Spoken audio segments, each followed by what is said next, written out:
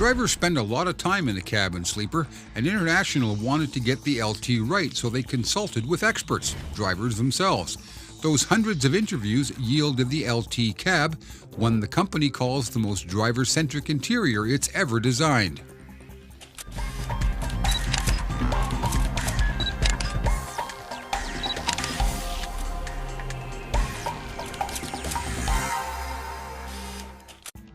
Equipment editor Jim Park here. I'm at International's Proving Grounds in New Carlisle, Indiana with a new LT Series highway tractor. This video looks at the LT cab and sleeper. The A-panel of the dash has a fresh automotive look to it with boldly lettered gauges.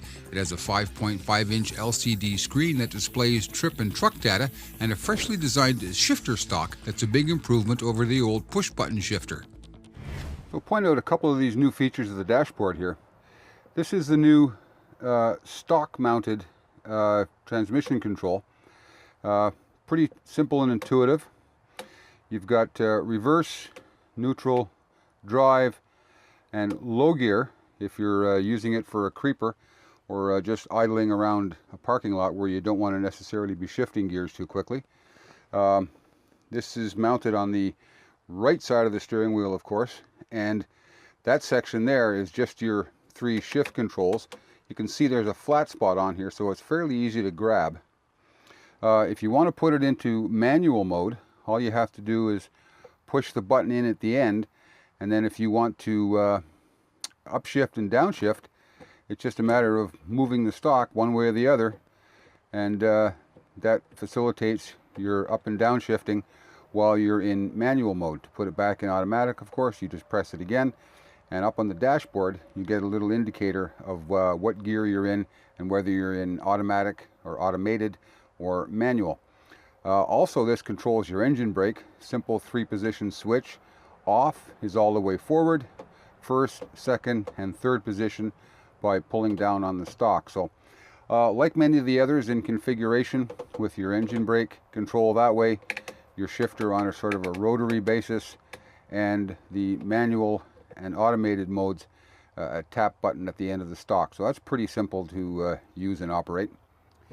And down here on the B panel of the dashboard, we've got a couple of rows of switches, but the thing about these switches is they're big and they're solid. No way you can miss those. These HVAC controllers down here are nice as well. Big knobs, as you can see, and a nice firm detent at each switch position there as well. You've also got down here in the middle a max defrost switch. When you get in the truck on a cold winter morning, you hit the max defrost button and the system switches over to defrost mode and will clear all the windows, no matter how fogged up they are, in less than half an hour. And way over here on the right side of the dashboard, you've got your brake controls. Navistar says that drivers use them fairly seldom as a rule, so they put them as far out of the way as they can get. Up here, a little bit higher up, you've got your trailer brake control. This is interesting. Some fleets actually delete this option from the truck. I didn't know you could delete a trailer brake as an option, but apparently you can. It's got a really stiff spring on it. So it's not the kind of brake you're going to be able to pull into a parking lot, set your trailer brakes and bail out and go in and talk to your dispatcher or something. That spring will release, and so will the trailer brakes. So that's not going to be a very effective parking system at all. Radio down here near the driver's hands, very close to reach. That's a nice feature. Up here we've got an auxiliary power outlet and a USB port. This particular port on the dash can also be configured as a place to put an ELD or some other display that can be mounted right here. Nice touch, I think, is the drink and cup holder here. Right down front and center, easy to reach, easy to get to, no guessing where it is at night. And best of all, it's really easy to swing your leg through it. I've got the seat set fairly far forward at this point in time where I like to drive, but as you can see, no problem at all getting my knees through there. Up here on the steering wheel, we've got the 2 banks of switches for the drivers to manage some of the minute-by-minute functions. Cruise control over on this side, resume, set, off, cancel, and your headlight dimmer right here. They're laser etched and painted so that they won't wear off over time. Apparently one of the biggest complaints about trading in one of these trucks was that all the paint was gone off the switches. Nobody had any idea what they were, so they had to be replaced at time for resale. These, Navistar says, will not come off. The other nice thing about them is they're a big solid switch, and there's a real definite feel to them when you've hit the switch. One other little function I should mention, drivers were absolutely insistent on. Originally this truck had the air horn built into the center console of the steering wheel. That apparently didn't go over very well with drivers who they were surveying, so the air horn lanyard has once again been moved back up where the gods probably intended it, right up here on the top of the B-pillar. So everybody's happy with the air horn placement again, and Navistar's back in the game. The sleeper we had was the 56-inch high-rise model, but the LT is available with 56-inch low roof and 73-inch high-rise and sky-rise sleepers.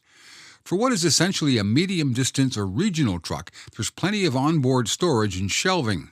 And right here in the middle of the overhead console is a slot designed to hold a roll of paper towels. It's a pretty cool idea.